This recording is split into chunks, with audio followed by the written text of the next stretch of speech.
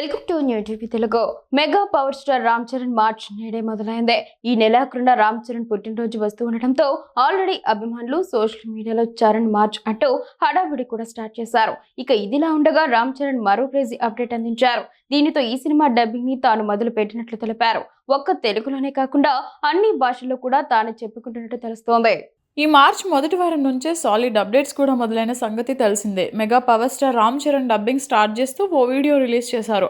అంతేకాకుండా దర్శకుడు బుచ్చిబాబు సానాతో చరణ్ చిక్రీ సాంగ్ పై funny conversation కూడా చేయడం ఇందులో ఫ్యాన్స్ కి మంచి కిక్ అందిస్తోంది. ఇక ఈ వీడియోలో ఏమది అంటూ సినిమాలో చిన్న డైలాగ్ ని కూడా చెప్పడం జరిగింది. మొత్తానికి డబ్బింగ్ కూడా మొదలైంది. సో ఆన్ టైం ఈ సినిమా రావడం పక్కా అని చెప్పొచ్చు. ఇక ఈ చిత్రానికి ఏఆర్ రెహమాన్ సంగీతం అందిస్తుండగా వృద్ధి సినిమాస్ వారు నిర్మాణం వహిస్తున్న సంగతి తెలిసిందే.